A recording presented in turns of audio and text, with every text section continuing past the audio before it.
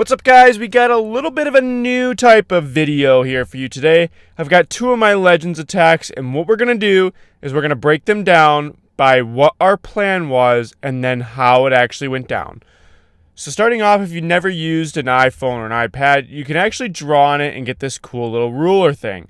Now, the ruler is great for seeing where you need to shoot through the defense to go ahead and hit your target. So on this one, they've done a pretty good job of making it difficult to shoot a giant arrow, but I'm going to use my Archer Queen through that top wizard tower to take out this backside compartment.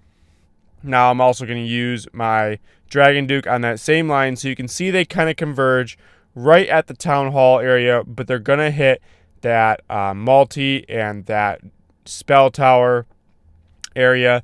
Now, in Legends, you can't really take the time to do this, so you're kind of guessing. But if you're ever doing like a CWL or war attack, you can definitely do this. Now, my Dragon Duke is going to start from 9 o'clock and work his way towards 3 with the giant rocket backpack, so he's on the same side as the Archer Queen. It's very important, keeping them on the same side. I don't want to have my Dragon Duke on the opposite side of the base while my army is trying to push through this side. So once we get that set up, we're going to go ahead and put our Super Minion line down at the top side there between 12 and 3. And they're going to work their way down through this 2 fire spitter compartment. I'm going to use totems on that second fire spitter on the far side towards 9 o'clock to distract, to make sure it's not attacking my army too much. We're then going to have our Archer Queen and Dragon are going to work our way towards the bottom against these 2 sweepers down here. Now I could overgrowth both of them with this multi-inferno tower, which might be the play. We'll see when we get there. But I might end up just overgrowthing one, depending on how everything looks.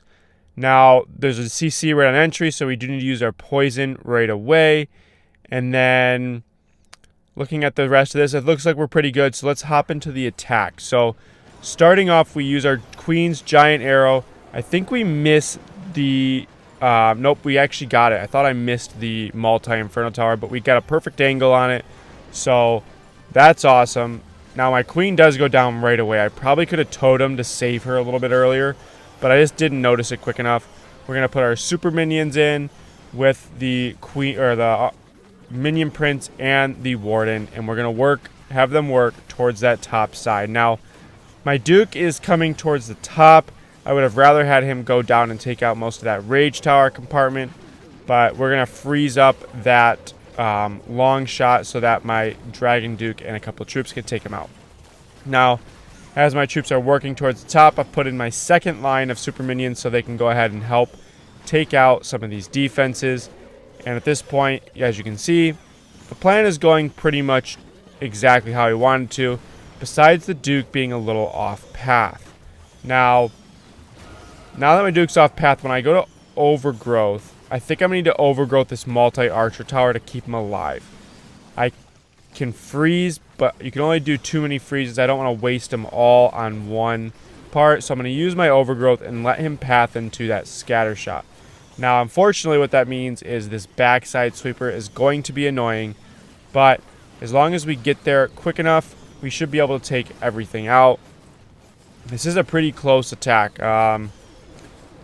I will say, I think it could have gone better. I think my Duke, if he would have gone down towards 6 right away, takes out that whole multi-archer scatter compartment with the sweeper before even getting there. Let's fast forward through the end. We are going to barely triple. I think we survive only with our Sneezy left. He takes out that multi-archer tower. Alright, that's attack 1. Let's hop into attack number 2. Okay, so we're going to do the same thing on this base. It took me a while to get the ruler to work, so we're just going to hop into my lines. So here's my 2 lines. I'm going to use my Queen down at the bottom and my Dragon Duke right through the core to take out these 2 Rage Towers. Now you can see I'm putting a dot right where I need to put my Queen, just on the opposite side of the blacksmith there to shoot perfectly. Now I'm going to have my Duke come towards us, which means that my troops are going to be placed in this area over to the left, the 6 to 9 o'clock compartment. but my Archer Queen and Dragon Duke should go down and take out all of these defenses in this area before they reach the Revenge Tower. Now, Super Minions coming in from here, they're going to, again, push their way around the top side. I'm going to put down 3 Super Minions right there to take out that Multi-Inferno Tower once we take down those Wizard Tower and the Hero Hall. I'm going to be making sure that I'm toteming, again, this Spitter so that he's firing towards the Town Hall, and then overgrowthing the Revenge Tower on the back side. With this one, we're probably going to be using our Totem spell, or not our Totem, our Grand Warden's ability as we reach that CC. So we can probably save our poison and use it on the Town Hall area with that Minion Prince and the Guardian, because now poisons do work on Guardians. So then we'll revive our Duke and let him walk around the bottom side while that Revenge Tower is within its overgrowth. I think that's about it. It seems like a good plan. Let's hop in and see what happened. So starting off, we use our 2 Quakes, our Queen's Giant Arrow, our Rocket Backpack, and we do take out both Rage Towers and a few defenses in that line, which is huge for us. Then we're going to use our first line of Super Minions with the Warden, the Minion Prince, Lava Hound, and the 3 Dragons. Make sure you place down your Lava Hound first, then the 3 Dragons, then your Minion Prince and Grand Warden, and then the Super Minions. We put down those 3 Super Minions once those defenses are gone to go ahead and take out that multi. And then we're just toteming and distracting the Central Core Guardians and Heroes while also trying to totem that Spitter. Now I've used my Warden's ability, and now I don't have to worry about the Spitter for a little bit. We use that totem to redirect it right before the troops come out of the totem, or the Warden ability.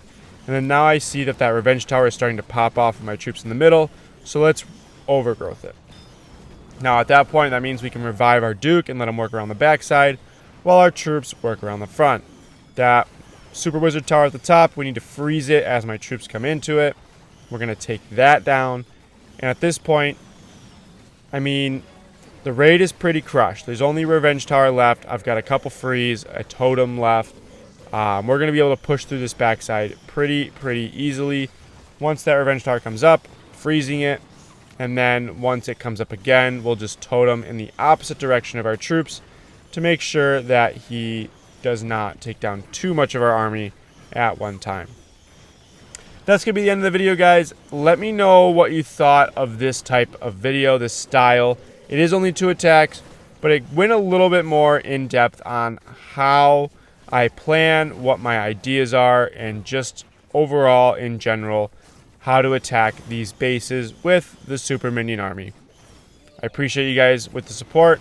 If you want to keep supporting the channel, please like, subscribe, comment to the video, and I will see you guys in the next